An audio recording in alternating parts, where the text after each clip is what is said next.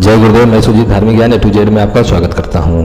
आज मैं आप लोगों के सामने अन्नपूर्णा साधना की उस घटना को आप लोगों के सामने रख रहा हूँ जो स्वामी निखिलेश्वरानंद जी के द्वारा बताया गया है। यह जानकारी हिमालय के गुप्त योगियों की सिद्धियाँ से ली गई है। इसमें वे लिखते हैं, कन्याकुमारी से जब हम महाबलीपुरम आए तो समुद्र के किनारे बसा यह स्थान हमें अत्यंत ही रमणीय और आनंदप्रद लगा। गुरुदेव ने यहाँ की पौराणिक स्थिति के बारे में काफ़ी कुछ बताया। उन्होंने कहा कि भगवान शिव ने कुछ समय यहाँ तपस्या संपन्न की थी और अन्नपूर्णा को अपने शरीर में समाहित किए थे। अन्नपूर्णा साधना के लिए यह स्थान अत्यंत उपयुक्त है, परंतु उन दिनों की घटना बता रहा हूँ जो कि मेरी डायरी में अंकित है। वे आगे लिखते हैं कि यहाँ पर हरिओम बाबा लगभग 8-10 वर्षों से थे। गुरुदेव के शिष्य रहे और उनकी आज्ञा से ही उन्होंने इस स्थान को अपना निवास स्थान बनाए थे। उन्होंने यहाँ काफ़ी प्रयत्न किए और अपना आश्रम तो बनाया ही, एक वैदिक स्कूल की भी स्थापना की जिसका खर्चा आश्रम से ही होता था। इसके अतिरिक्त उन्होंने गौशाला, अन्य विद्यालय तथा स्त्री शिक्षा के लिए स्कूल भी खोले थे। जब हम गए तो इनके कार्य को देखकर गुरुदेव अत्यंत प्रसन्न हुए। समाज की उन्नति के लिए उन्होंने जो कुछ किया वास्तव में सराहनीय था। हम लोग 2 या 3 दिन वहाँ रहे, पर इस अवधि में मैंने अनुभव किया कि स्वामी जी को विशिष्ट अन्नपूर्णा सिद्धि साधना में सिद्ध है। ये मात्र एक लंगोटी लगाए रखते थे और लोगों से मिलते जुलते वक्त कमर पर एक अंगोछा लपेट लेते थे। इसके बगल में 8 इंच लंबी और 8 इंच चौड़ी एक लाल रंग की झोली लटकी रहती थी।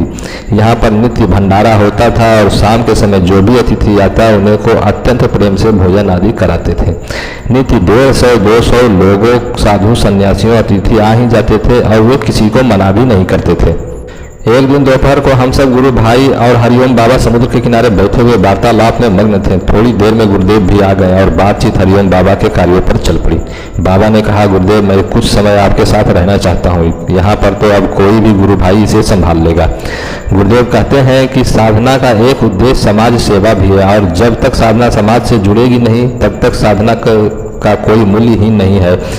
तूने यहाँ रहकर अशिक्षित लोगों के बीच जो कार्य किया है यह वास्तव में ही सराहनीय है। तुम्हें अभी कुछ समय और यहाँ रहना है। मैं देख रहा हूँ कि इस तरफ अंधता का प्रकोप ज़्यादा है। इस तरफ पाई जाने वाली जड़ी बूटियों का परिचय तुम्हें बता देता हूँ। इसका प्रयोग करने से आँखों से संबंधित बीमारी, फूला, झाला, रतौंधी आदि रोग समाप्त हो जाते हैं। और फिर उन्होंने समुद्र के किनारे ही उगी हुई एक झाड़ी के पत्ते मंगवाए जिसे वहाँ अन्नफूरा कहते हैं। इसके पत्ते का रस निकालकर दिन में 2 बार आँख में टपकाने से सभी प्रकार के आँखों का रोग जो होता है समाप्त हो जाता है। हरिओम बाबा अन्नपूर्णा साधना में सिद्ध थे। जब गुरुदेव ने पूछा कि तुम्हारी अन्नपूर्णा क्या कर रही है तो हरिओम बाबा ने उत्तर दिए कि आपकी ही कृपा है, तो हमें भी उनके दर्शन करवा दो ना। गुरुदेव ने हास्य बोले। हरिओम बाबा ने पास खड़े हुए एक बरंग पौधे के बड़े बड़े पत्ते ला करके सब लोगों के सामने बिछा दिए। यह पौधा 8-10 फुट ऊपर जाता है। इसके पत्ते केले की तरह चौड़े और लंबे होते हैं। यहाँ के लोग इन पत्तों पर भोजन करते हैं। हरिओम बाबा ने भी हमारे सामने पत्ते बिछा दिए। लगभग 5 बजे का समय हो गया था। फिर उन्होंने अपनी बगल में लटकी हुई लाल झोली में से निकालकर विविध तरह के खाद्य पदार्थ हमें परोसने लगे। वह झोली मात्र 8 इंच लंबी और 8 इंच चौड़ी थी, पर उसमें से उन्होंने लड्डू, पेड़े, बर्फी, हलवा और भी कई तरह के खाद्य पदार्थ निकलते रहे। वे अपना हाथ उसमें डालते और निकालकर परोसते जाते। यही नहीं अपितु उन्होंने विविध तरह की सब्जियां भी उसी झोली से निकालकर हमारे सामने बिछे पत्तों पर परोसते रहे। भोजन के अनंतर उसी झोली में गिलास भी निकाले और ठंडा शीतल जल उसी यानी झोली से निकाल कर हमें पिलाते रहे। हम सब आश्चर्य से उस झोली की ओर देख रहे थे और वे अपने ही मगन में उनसे मनोवांछित सामग्री निकाल कर रुचि के साथ हमें खिलाते रहे।